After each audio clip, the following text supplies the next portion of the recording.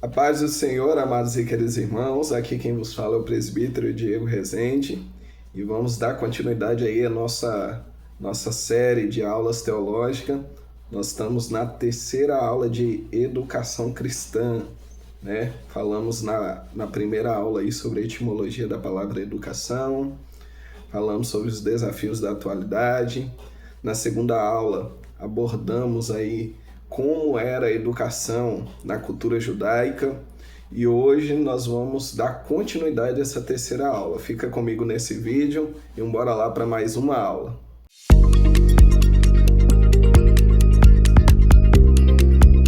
Então olha aqui comigo aqui no slide, irmãos. Hoje nós vamos falar sobre Jesus Cristo, o Mestre por excelência. Então bora lá. Em todos os tempos da história humana, nunca se viu ou ouviu-se dizer de alguém que nutrisse as diretrizes de Jesus Cristo, no que diz a respeito à forma ou método de ensino. Por mais que a história contabilize a existência de grandes vultos na área pedagógica, não há, no entanto, algum relato de alguém que se assemelhou ao Senhor Jesus Cristo. Esta deve ser a razão mais lógica do título que é conferido a Jesus Cristo, o Mestre dos Mestres. Nesta parte do nosso estudo, nos destacaremos na busca de compreender os métodos que Jesus usou para o desenvolvimento de seus ensinos. Então, nós vamos aprender aqui nesta aula sobre as características de Jesus Cristo como o mestre por excelência. Ele que é o mestre dos mestres. Qual era a forma pedagógica que Jesus usava para trazer os seus ensinos? Então, o exemplo de Cristo para nos ensinar como ensinar. O exemplo de Cristo para nos ensinar como ensinar. Então, bora aqui. Jesus Cristo e a sua característica de mestre. Não temos uma informação exata de como foi a formação intelectual de Jesus Cristo em sua infância. Todavia, a Bíblia nos diz que ele crescia em sabedoria, estatura e graça. Lucas capítulo 2, versículo 52. É sugerido que a formação educacional do Senhor Jesus Cristo, em sua humanização, veio ocorrer como ocorria com as demais crianças, ou seja, ele pode ter estudado nas sinagogas de Nazaré, região da Galileia. Destaque que os que se dedicaram a lhe ensinar devem ter uma capacitação pedagógica extremamente eficiente, pois ele tornou-se alguém com muita habilidade para transferir os seus conhecimentos. Então, olha só, Jesus, desde a sua infância, demonstrou a sua habilidade em ensinar. Nós vemos lá em Lucas capítulo 2, quando ele está no templo e ele interrogava e era interrogado pelos mestres e a Bíblia diz que eles ficavam maravilhados com as suas respostas. Então Jesus ele foi bem instruído para poder instruir. Ele foi bem instruído para poder instruir. Ele foi bem ensinado para poder ensinar. Então, todo o seu desenvolvimento intelectual, não sabemos como foi, mas é assertivo dizer que ele foi ensinado de forma que o seu ensinamento gerou essa grande sabedoria. Ele crescia em sabedoria e em graça. Identidade dos alunos de Jesus Cristo. Não obstante ser Jesus Cristo o mestre por excelência, os que por ele foram instruídos poderiam ser facilmente identificados. Para alguns leitores das Escrituras neotestamentárias, os que forem identificados como discípulos de Jesus poderiam ser pessoas de alta formação intelectual. Todavia, não é bem isso que comprovamos. Os discípulos de Jesus eram identificados como pessoas normais e que não nutria qualquer tipo de alta formação. Muito pelo contrário, eles eram homens de formação deficiente. Eles não eram pessoas admiradas pela sociedade. Eles não possuíam qualquer habilidade que os tornasse capazes de absorver uma instrução com facilidade. Desta forma, podemos entender 3 pontos em relação à formação dos discípulos do Senhor Jesus Cristo. Então vamos aprender aqui 3 pontos sobre a formação dos discípulos de Jesus, homens que não eram de um grau de alta intelectualidade, de alta formação, não. Eram homens simples, comuns, como qualquer um de nós, e muitos deles tinham a dificuldade de aprender. Então vamos lá. Em primeiro lugar, não devemos entender que Jesus Cristo foi um bom ensinador pelo fato de seus discípulos serem bons alunos. Não. Jesus foi reconhecido como bom mestre tão somente pelo fato de conseguir ensinar com maestria homens ignorantes e de pouca compreensão, ou seja, os discípulos que estavam sendo formados por Jesus Cristo eram homens limitados, mas passivos de serem transformados pelo ensino do Senhor. Então, olha só, Jesus não é um bom mestre porque os seus discípulos eram pessoas de alta formação, não. Eram pessoas até de dificuldade de entender o conteúdo que Jesus aplicava. Porém, Jesus ele ensinou com maestria. Ele foi excelente na área do ensino. Ele conseguiu transmitir para os seus discípulos os seus ensinamentos, que chegaram até nós nos dias de hoje, né? Em segundo lugar, compreendemos que os alunos do Senhor Jesus foram um desafio para ele, pois já eram pessoas adultas que nutriam hábitos cauterizados em suas mentes, relacionando com os acreditavam ser certo ou errado. Podemos entender que a transferência de informação para as pessoas adultas seja uma atividade bem mais desafiadora para qualquer educador em relação à formação de crianças, justamente porque o adulto precisa fazer transferência de informação, o que não é o caso de crianças. Com isso, não estamos querendo dizer que não havia crianças que aprenderam com Jesus Cristo. Então, nós vemos aí que era um desafio ensinar para os discípulos, porque ele já tinha hábitos cauterizados em sua mente, ou seja, já tinha uma formação, uma certeza em sua própria mente. Então, Jesus teve que ensinar, de fato, um ensinamento que abria a visão deles para um novo conceito, uma nova doutrina, né? Ou interpretar a doutrina que muitas das vezes não foi tão bem explicada pelos judeus. E agora Jesus veio explicar da maneira correta como ela deveria ser compreendida, entendida, praticada, vivida. Então Jesus trouxe esse ensinamento para eles. Em terceiro lugar, uma das características marcantes no ministério de Jesus como educador era que ele não ensinava apenas multidão. Não, são poucas as vezes que ele foi flagrado ensinando um indivíduo em particular. Muitos professores e educadores na atualidade apreciam dedicar suas habilidades no ensino, colocando-se sempre diante de numerosas turmas. Percebemos que esta não era uma questão para Jesus.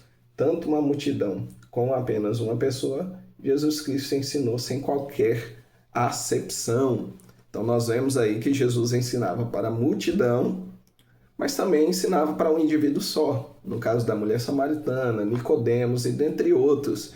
Jesus, ele ensinava em grande público, com maestria, mas também ensinava um indivíduo só, também com maestria.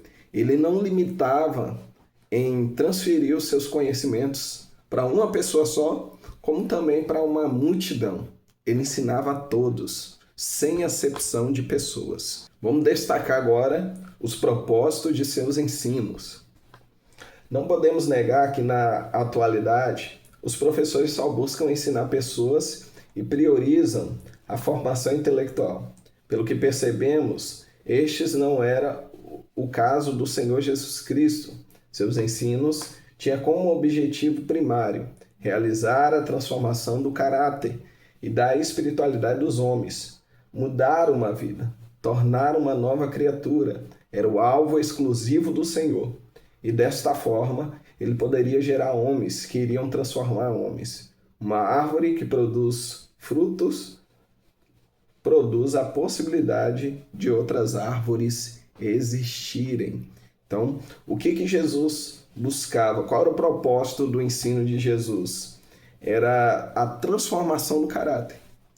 para que aqueles que estavam sendo ensinados produzissem bons frutos. E através desses, produzisse outras árvores que produziriam também bons frutos. Esse é o propósito do ensino de Jesus. A transformação do caráter do ser humano. Jesus e o método de ensino. Ao observar os doutores, sacerdotes e mestres da lei do primeiro século do cristianismo, homens que eram os responsáveis pela instrução legislativa, moral e espiritual do povo judeu, então eu pergunto, qual era o método que eles usavam para executar este ministério? Qual o material didático que eles usavam para fazer estas aplicações? Minha dúvida não é infundada, pois os resultados que eles obtinham não eram satisfatórios, pois não havia mudança entre o povo. O povo continuava ignorante em relação à lei, à moralidade e à espiritualidade. Em um momento, surge um homem da Galileia e inicia um ministério de ensino que não tinha outro objetivo senão o que for acima citado. Não usava outro material didático, senão o que era continuamente usado, frequentemente nas sinagogas e assim como os demais instrutores usavam.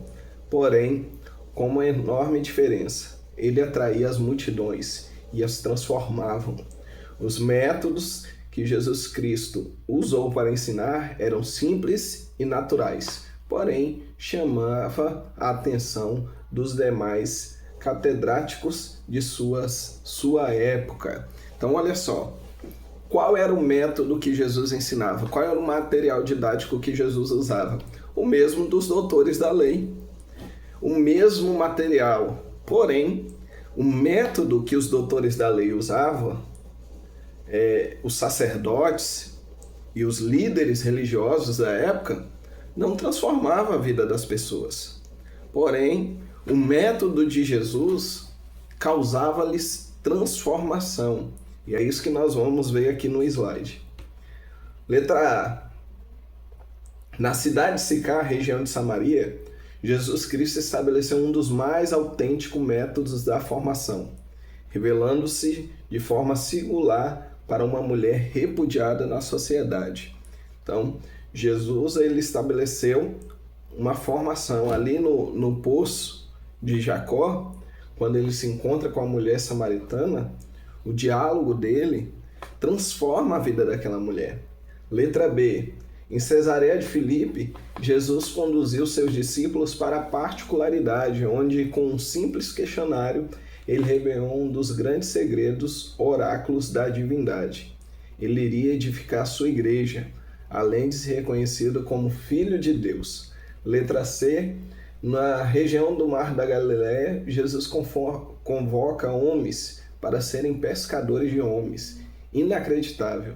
Ele os segue sem questionar o que esta proposta significava.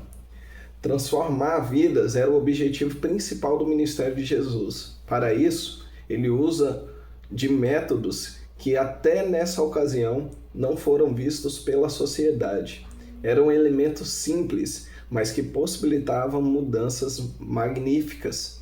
Os recursos metafóricos que por ele foram usados levou a vidas a entenderem a lei de Deus, como eles não haviam entendido desde que o Senhor revelou a Moisés no deserto do Sinai.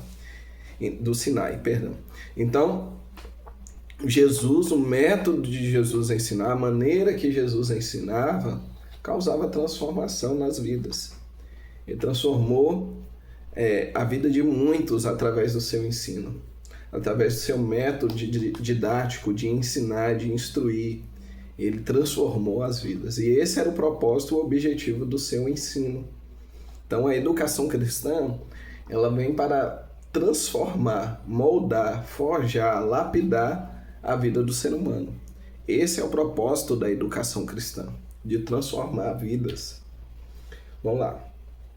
A história da educação cristã. A história da educação cristã não teve sua iniciação como foi o caso do povo de Israel. Enquanto para Israel a educação religiosa teve início como forma legislativa para os cristãos. Essa educação foi até mesmo rejeitada, perseguida e ignorada. Todavia, os fundamentos da educação cristã estão notoriamente registrados no tempo, tendo como base seus efeitos maravilhosos. E, portanto, sobre este assunto que estaremos estudando neste ponto. Então, a educação cristã não teve sua iniciação como povo de Israel de forma legislativa, mas ela foi rejeitada, perseguida, ignorada por muitas pessoas. E vamos lá. O culto pedagógico.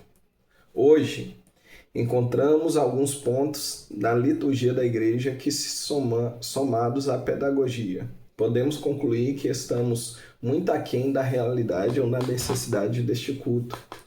Se por algum motivo alguém afirmar que no primeiro século o culto era igual aos que realizamos hoje, o informado pode interpelar o informante quanto a esta afirmação, pois não temos uma fonte que possa confirmar esta questão definitivamente.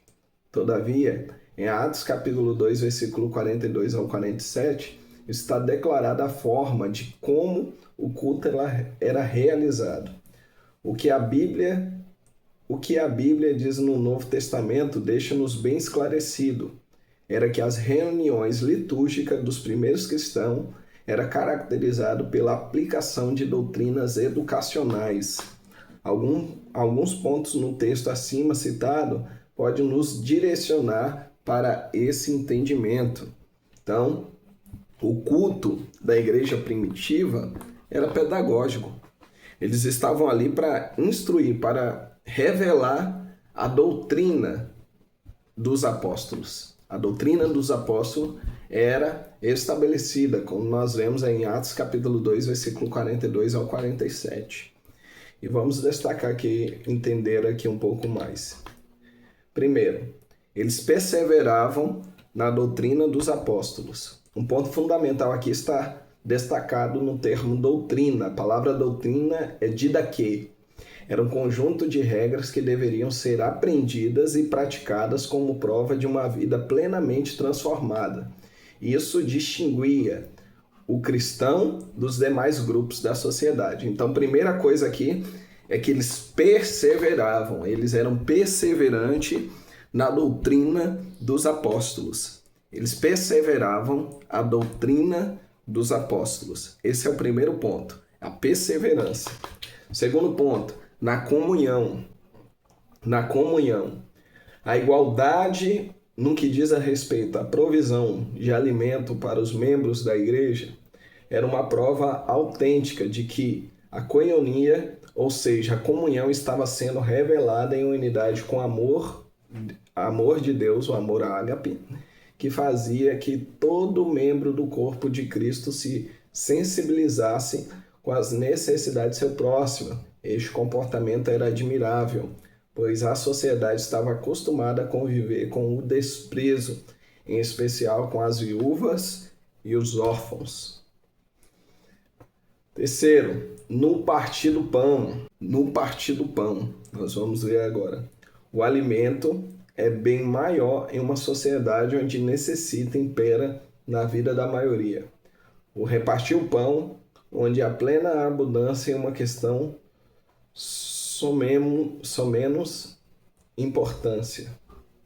Todavia, agir dessa maneira em uma época de escassez, somente os que foram e ainda são transformados pela palavra de Deus. Então, olha só, 2 pontos interessantes aí na forma pedagógica do culto da igreja primitiva.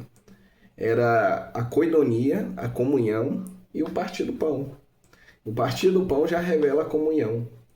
Eles repartiam o pão entre si. A comunhão deles eram bem firmados, os elos eram bem fechados. Ou seja, não adianta andar de mão dadas em direções contrárias. Nós temos que ter comunhão entre os nossos irmãos. Permanecer em comunhão entre os nossos irmãos. Quarto, nas orações. O ministério sacerdotal era destacado entre os demais ministérios, pois a eles cabiam a responsabilidade de interceder pelos membros da sociedade. Todavia, o que podemos aqui notar é que eles não intercediam para alguns que não podiam interceder por si mesmo, não.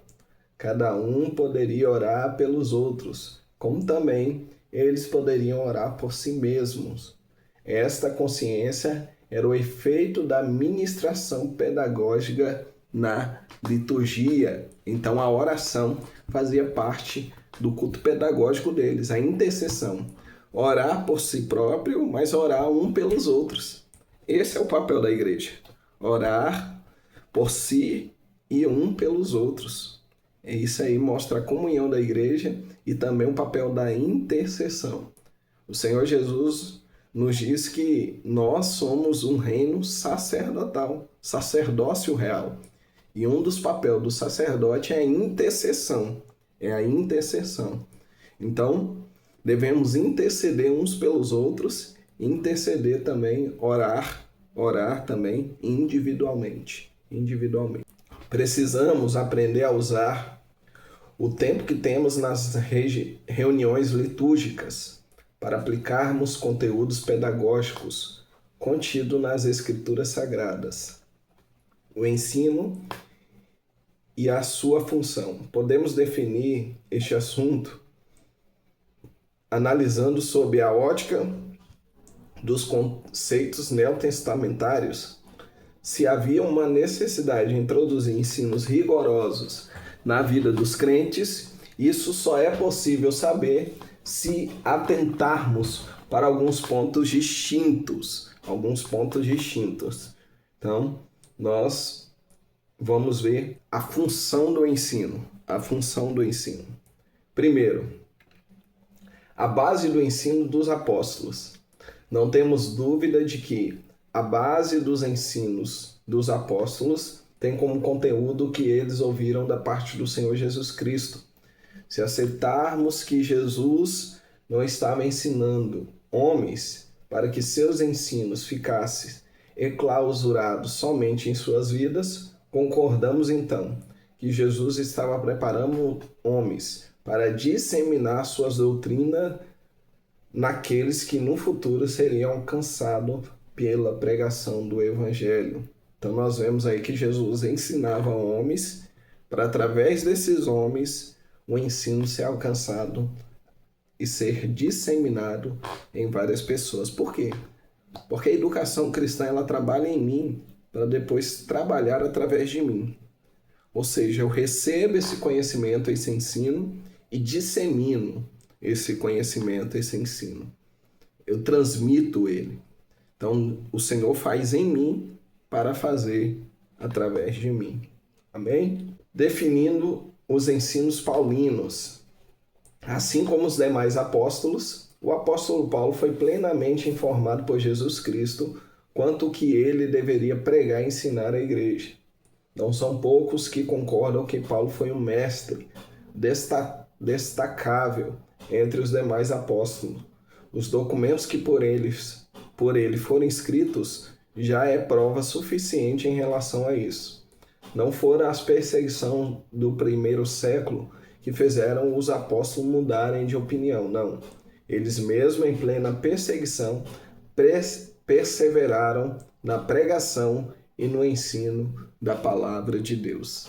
Mesmo em perseguição, eles ensinavam. Paulo estava sendo perseguido, mas de forma didática, ele também ensinava a igreja do Senhor Jesus Cristo. Os novos obreiros, por mais que os crentes viessem sofrer limitações na liberdade de professar sua fé em Cristo Jesus, eles continuavam aplicando as suas doutrinas entre os irmãos, fossem em casas, nas cavernas, em outro lugar. Os novos obreiros entendiam que para os convertidos, os ensinos eram a base fundamental para solidificar e cimentar a fé.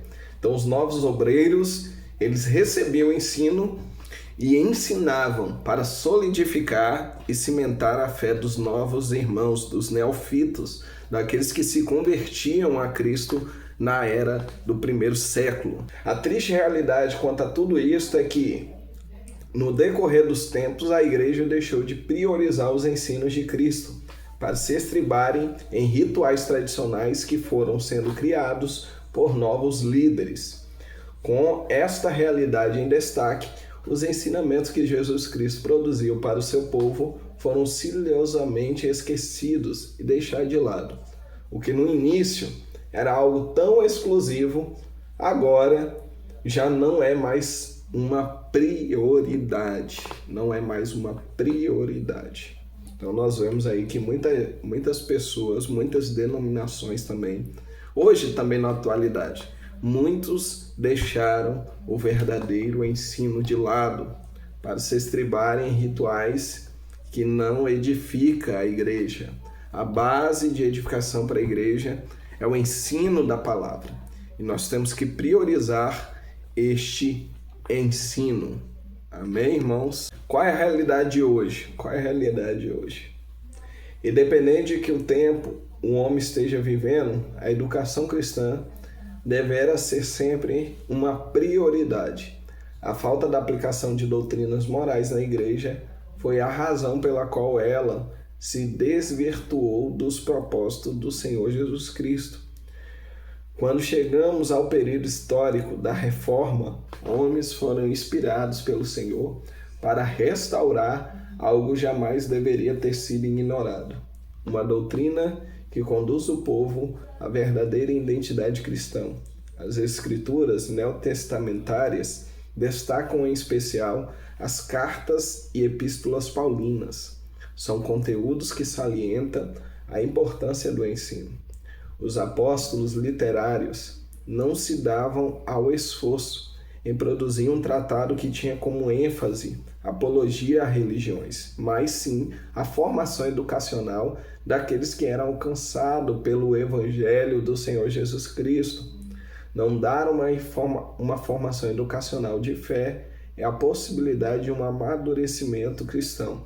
Poderia resultar em retrocesso a tudo que estava sendo feito em função à salvação do homem, iniciado pelos ensinos de Jesus. Na atualidade, não é diferente. Podemos dizer que, hoje, muitas lideranças não se preocupam mais com a formação da educação cristã, pois eles sabem que esta formação invalidará o aparecimento e o sucesso das heresias e movimentos pseudos em nome da fé. É necessário que haja uma restauração na atualidade quanto aos seguintes assuntos que vamos tratar. Então, olha só, os irmãos do primeiro século, eles mantinham a importância da formação educacional dos novos convertidos. Eles priorizavam o ensino. E hoje nós vemos que muitos líderes não têm se preocupado muito com isso. Não têm investido na área pedagógica da igreja, na formação educacional dos membros, porque sabe que isso invalidará suas heresias, seus movimentos heréticos, que muitas das vezes não trazem nenhuma edificação para a igreja. São lobos vestidos de ovelhas. Vamos ver os seguintes assuntos aí. Letra A. Estabelecer a educação cristã como meta primordial na formação dos crentes, em especial os novos convertidos. Quando os homens não possuem informação, eles não conseguem viver transformação. E se não há transformação, não haverá mudança de comportamento. Então, nós vemos aí que por não estabelecer a educação cristã como meta primordial, não tem informação. Não tem informação, não tem transformação. Se não tem transformação, não tem mudança de comportamento. Ou seja, a pessoa aceita Cristo, mas não muda as suas práticas do mundo. Da maneira que ela veio, ela continua. Por quê? Porque não é transformada. Se não é transformada, ela não muda o comportamento. E por que não muda o comportamento? Porque não está sendo aplicado a informação da educação cristã no seio da igreja. Letra B. Destaque que os elementos primordiais na formação educacional dos recém-convertidos como: primeiro, o legítimo preparo para o recebimento do batismo nas águas. Não é somente imergir uma pessoa nas águas que significa que ela esteja consciente da importância deste ritual. O batismo é a forma fundamental de declarar a fé cristã. Quando o novo convertido é plenamente instruído quanto à importância do batismo, ele não terá dúvida sobre a decisão que tomou por toda a sua vida. Número 2. Após o candidato ao batismo ter sido rigorosamente instruído quanto à sua importância, ele deveria ser informado quanto à importância de viver os elementos pregados e ensinados pelo Senhor Jesus Cristo. O mais que Jesus e os apóstolos fizeram uso das Escrituras veterotestamentárias, eles tiveram a clara e a óbvia intenção de conduzir aos seus corações de seus ouvintes aos valores que seguiam a tradição do povo. Aqui, quando me refiro ao povo de Deus, estou destacando os judeus. Então, nós vemos que não é somente mostrar ao novo convertido que ele tem que batizar, mas seguir os passos dos ensinos que essa ação levou a ele a batizar. E o que leva um sujeito a batizar? O arrependimento das suas práticas e a mudança de vida, transformação de vida, ou seja, é ele nascer de novo. E para nascer de novo, tem que viver praticando os ensinos de Cristo. Esse é o objetivo, é levar os recém-convertidos a praticarem o ensino de Cristo. Quando os apóstolos aplicavam esta metodologia de formação educacional, havia mais confiabilidade nas doutrinas que o Espírito Santo inspirava para serem escritas e aplicadas na atualidade. Esses rigorosos estão sendo submetidos por movimentos sensacionalistas que frustram o que neles se apoiam e os conduz à desistência da fé em Cristo. Não há registro na história de desistência da fé cristã, como os registros atuais. O maior responsável dessa inumerável desistência é, sem dúvida, a ausência da educação cristã. Então, nunca se viu na história uma desistência da fé cristã como nós temos hoje na atualidade. Porque muita gente desiste da fé cristã, de seguir o caminho de Cristo, pelo simples fato de não termos a educação cristã sendo aplicada no meio das igrejas, das denominações. Por isso, essa avalanche de pessoas desistindo da sua fé. Oremos para que o Senhor desperte no coração dos líderes atuais da igreja o mesmo sentimento que havia nos líderes da antiguidade, que priorizavam mais a santidade, a consagração e o conhecimento das Escrituras, ao invés de induzir o povo cristão a desejar como prioridade os bens materiais. O céu é a promessa da eternidade da igreja. Cristo não mudou a ideia quanto João capítulo 14, versículo 1 ao 3, que diz: não turbe o vosso coração, credes em Deus, credes também em mim. Na casa de meu pai há muitas moradas, se não fosse assim eu não vos teria dito, vou lhes preparar um lugar. Temos a missão de trazer a educação para que o povo venha tirar a sua visão das coisas materiais desta terra e focar nas coisas eternas e espirituais. Esse foi o ensinamento de Cristo. Então nós temos que orar para que volte esse sentimento, esse desejo arder no coração dos líderes, para inserir no seio da igreja a educação cristã, ensinando através da Bíblia. Não há como discutir uma verdade tão lógica quanto esta. A fonte primária dos ensinos que são aplicados à igreja deve ser extraordinariamente as Escrituras. Embora haja escritos que são baseados na Bíblia e que podem subsidiar esses ensinos, eles devem ser vistos como suplementos e não como elementos principais. Entendamos o seguinte: a Bíblia deve ser vista como um livro insubstituível para uma melhor elucidação quanto a isto. Estaremos aqui abordando 6 pontos sobre a importância do ensinamento bíblico. Então, nós vamos abordar aqui 6 pontos da importância do ensinamento bíblico. Por mais que existem vários livros que podem te ajudar de forma didática a entender, compreender a Bíblia Sagrada, a Bíblia é o livro que deve ser estudado. A educação cristã vem através dos ensinamentos da Bíblia. E vamos ver aí a importância dos ensinamentos bíblicos. Em primeiro lugar, o crente deve entender que os ensinos bíblicos o ajudará a ter como mais precisão uma habilidade na compreender e aplicar de forma precisa a palavra de Deus. Em segundo lugar, através do conhecimento correto das Escrituras, que o servo do Senhor passa a ter mais solidez quanto àquilo que ele precisa e deve acreditar. Terceiro lugar, é através do conhecimento correto das Escrituras que poderemos ver famílias estruturadas e lares mais sólidos em seu relacionamento.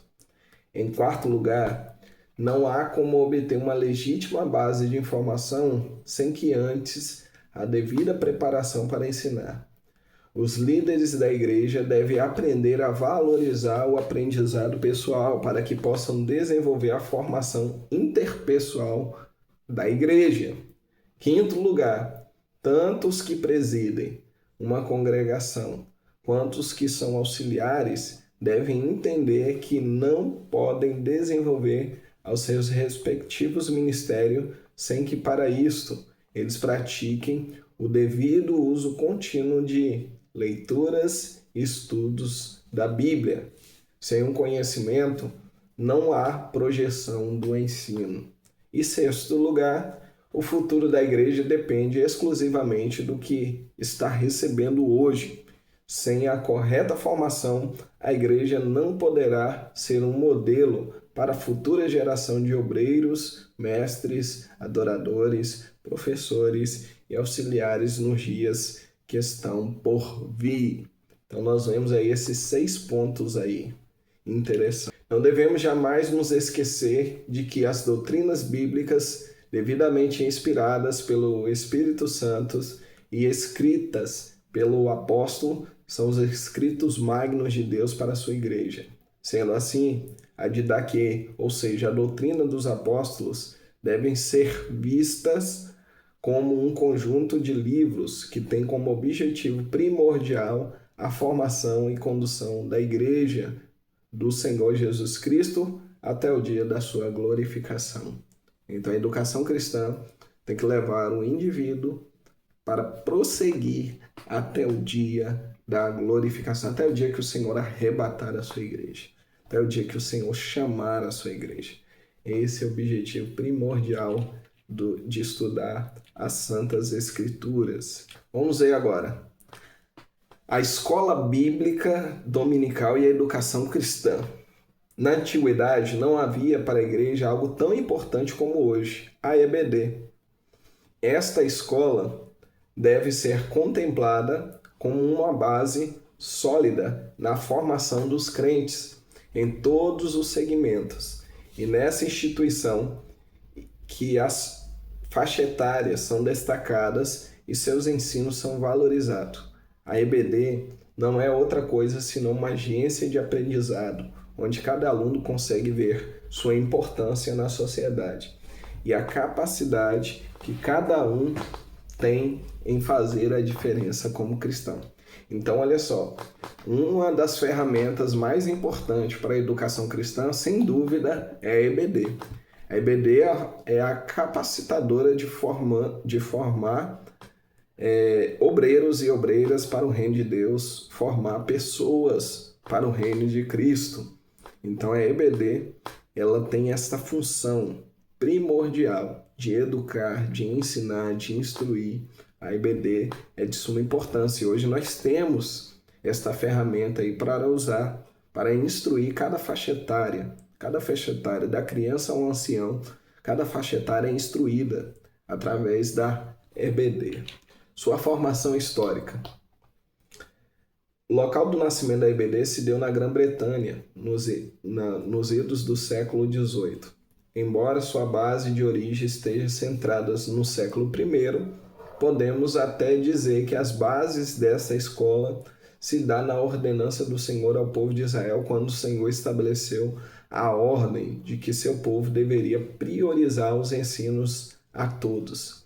Se aceitarmos esta verdade aqui apresentada, podemos confirmar que a escola de ensino bíblico atravessou os tempos desde Moisés até a atualidade, marcando a história dos povos seletos como generalizados, dos judeus até a igreja na atualidade. Então, olha só, a EBD ela se inicia no século XVIII, porém sua base teológica é da igreja do primeiro século. Se formos mais a fundo, desde a antiguidade se vem o Senhor instruindo a praticar o ensino. Os antecedentes da EBD. Não podemos entender o presente sem que para isso compreendemos o passado. Sendo assim, antes de atentarmos para a escola dominical na atualidade, devemos retroceder ao tempo e ver como tudo teve o seu início. Não obstante a criação da EBD, alguns movimentos voltados para os ensinos bíblicos formam destaques no cristianismo. Sua maioria está registrada no período que se deu a Reforma Protestante. Então, bora ver aqui. Letra A. Entre os demais, podemos destacar a visão pedagógica de John Wesley, que, em 1737, teve como prioridade para os ouvintes da Palavra de Deus a devida aplicação de seus estudos doutrinários das Escrituras Sagradas. Assim, nesta época, a cidade de Savannah, na Geórgia, passou a receber ensinamentos bíblicos como base prioritária na formação da educação. Então, nós vemos aí no século XVIII, um grande homem aí, ícone da visão pedagógica foi John Wesley. John Wesley foi um grande ensinador que, na sua época, na sua cidade, ele ensinava a igreja com a base nas Escrituras Sagradas. Letra B aí. Quando analisamos idos de 1763 a 1769, nos deparamos com Hannibal More, uma entusiasmada serva do Senhor que com apenas 26 anos de idade aceitou Jesus Cristo através de um sermão de John Wesley, vindo se tornar membro de uma igreja denominada metodista, que iniciou uma sequência de estudos bíblicos aos domingos em sua própria residência, tendo que, após algum tempo, migrar para dependências da igreja, pois a sua casa já não comportava mais a quantidade de interessados pelo aprendizado. Embora ela priorizasse ensinar as crianças, esta foi uma época que marcou a história da cidade de Ricombe, que marcou esta cidade. Então, olha só, Hannah, ela foi uma dos ícones também. Ela foi convertida através de um sermão de John Wesley e na sua casa ela aplicava aos domingos pela manhã a EBD. Houve uma grande quantidade de pessoas, de crianças principalmente, querendo participar da EBD e aí teve que ser transferida para a congregação, para a igreja, devido à quantidade de pessoas interessadas em aprender a palavra do Senhor. Letra C aí. Nos anos de 1770, na rua Essex, em Londres, um esmerado servo do Senhor por nome de Theophilus Lindsey mobilizou esta região com os ensinamentos extraídos das Escrituras, fazendo que sua comunidade ser plenamente transformada pela palavra de Deus. Outro exemplo aí de um homem, de um servo do Senhor, que teve aí o cuidado de ensinar, de instruir a palavra do Senhor. Letra D.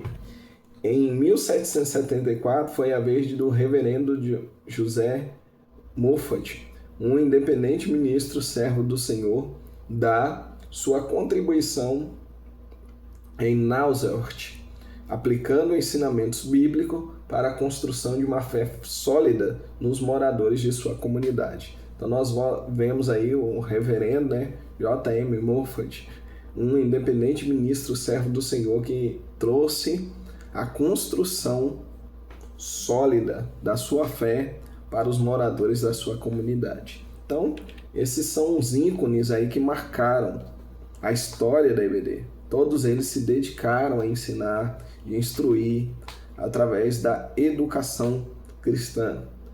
Bora lá. No tocante à época, a EBD foi oficializada.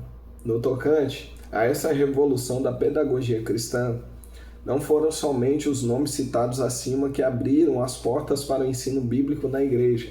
Nessa ocasião, as igrejas estavam perfazendo sua forma de aplicação doutrinária, sendo alguns vultos que ainda iriam surgir, que formalizariam este ministério de ensino. Entre os que vieram e deram a sua contribuição para a solidez desta obra temos, número 1, uma forma de salientar os ensinos, oficializar seus conteúdos, os que assim estavam agindo para o ensino fosse uma prioridade nas igrejas, passaram a usar o catecismo em Westminster, alinhando a Bíblia. E isso teve o seu início em 1780, em Arthur, na Pensilvânia, em Washington, nos estados de Connecticut. Segundo, em conformidade com alguns registros sobre o assunto em pauta, em 1780 foi a vez de Warden Harris se destacar entre os educadores em sua contemporaneidade. Este mesmo, mencionado aqui, diz: os estudos bíblicos dominicais eram feitos em cidades como Gloucester, em vilas da Inglaterra, como Paisley e Durham. Outros destacam entusiasmado, em 1787 foi ministro da Igreja Metodista Charleston, em Carolina do Sul, Geórgia. Ele administrou os estudos bíblicos aos domingos e as crianças de raça negra, ou seja, origem afro-americanas, eram sua prioridade. Diante de todos os testemunhos quanto à dedicação desses nobres educadores do século XVIII, o destaque deve ser para conseguir oficializar este ministério como uma escola bíblica dominical. Pateando este movimento, não permitiu que os mesmos jamais fosse deixado de ser visto como elemento importante para a igreja, foi Robert Hickens. Então, bora ver aqui a história de Robert Hickens. Robert Hickens e o movimento da escola dominical. É notável e dedicado servo do Senhor Robert Hickens, ele que nasceu em 14 de nove de 1735 a 5 de 4 de 1811, originalmente de Robert e Mary Hickes, foi quem deu a legalidade na origem da EBD. Todavia, a história de Hickens é magnífica, é impossível de ser narrada plenamente neste espaço. O que estará sendo postado aqui é um resumo de seu esplêndido trabalho. O seu esplêndido Hickens decidiu por inaugurar uma escola que seria gratuita para crianças e que era chamada de Crianças de Rua. Para que isso fosse possível, ele fez um acordo com algumas mulheres para que elas pudessem iniciar a aplicação de estudos. Estas mulheres, que atuariam como professoras, teriam uma recompensa de um shilling de 6 pence. Hickens contou também com o auxílio do reverendo Thomas Stock para associar 100 crianças entre 6 e 14 anos para este empreendimento. Nesta ocasião, a primeira sala de estudo foi inaugurada na rua Saint Catharine, tendo como base o ensino de alfabetização e ensino sobre religião e não a Bíblia. Desta forma, nasceu a escola dominical. com o Instituto de Alfabetização Infantil, sendo a escola independente das igrejas. As aulas geralmente iniciavam às 10 horas e finalizavam às 14 horas, tendo um intervalo de 1 hora para uma refeição. Após alguns dias, Hayek fez uma breve divulgação sobre o trabalho no dia 3 de 11 de 1783, no seu jornal, o que resultou na oficialização da data comemorativa da EBD. Os líderes da igreja abraçam a ideia. Em 1874, já contabilizava com cerca de 250 mil alunos agregados a este projeto, devidamente matriculados. Em 1802, Heiker aposentou-se. Em 1911, após um ataque cardíaco, ele foi recolhido nos braços do Pai Eterno. E em seu funeral vieram os alunos de Santa Maria em Filão e foram recepcionados pela senhora Hayek. Na ocasião da morte de Hayek, eram 400 mil alunos matriculados em diversas escolas britânicas. Foi nesta ocasião que veio ocorrer o que conhecemos hoje com a divisão de classes. Então nós vemos que Hayek contribuiu para que a EBD viesse surgir. Ele começou com um projeto de alfabetização de crianças que ficavam na rua e logo mais ele formou aí até o dia da sua morte aproximadamente 400 mil alunos. 400 mil alunos. Após a sua morte, houve essa divisão de classes. A primeira escola dominical nos Estados Unidos. Quanto a este projeto, não tenho dúvida que ele nasceu no coração de Deus. Por isso, ele não ficou somente na Europa, ele foi migrado pelos países e continentes, espalhando o conhecimento para todos os povos. Nos Estados Unidos, a escola, conhecida como Escola Dominical, plenamente reconhecida, foi a escola bíblica fundada por William Elliot em 1802. Ela funcionava em sua fazenda aos domingos à tarde. Mais tarde, foi transferida para a igreja anglicana de Oak Grove, no condado de Accomack, Virgínia. Então nós vemos aí a primeira escola dominical nos Estados Unidos começou na fazenda desse servo do Senhor, William Elliot, em 1802. A primeira escola dominical no Brasil. Na América do Sul, mais precisamente no Brasil, esta escola teve seu início em 19 de agosto de 1855, na cidade de Petrópolis, na casa do médico e missionário escocês de denominação congregacional Robert Carley e a sua esposa Sarah Carley. No local atualmente funcionava uma escola particular na rua Benjamin Constant, do número 280, centro histórico da cidade. Desta forma, temos em território nacional este Ministério de Ensino, que está influenciando e transformando multidões ao longo de sua existência. Então tá aí a primeira escola dominical aqui no Brasil. Devemos imitar a Cristo. Nada sobre a educação cristã deve ser visto além do que podemos entender em relação às palavras de Paulo em Efésios capítulo 4, versículo 12. Queremos aperfeiçoamento dos santos para a obra, ministério, para a edificação do corpo de Cristo. Os homens que ele chamou e os capacitou para assegurar e continuidade desse ministério devem ter em mente que instruir ou ensinar e discipular pessoas consiste em vivenciar o que ensina nas suas mais altas possibilidades. Devemos adquirir princípios e maturidade na vida que nos autorize a falar com propriedade. Foi assim que Jesus fez e é assim que ele deseja que nós façamos. Cristo é o nosso modelo pedagógico para ensinar e levar a educação cristã. E devemos seguir os seus passos, seguir o seu caminho na instrução, no ensino da palavra do Senhor. Conclusão da educação cristã.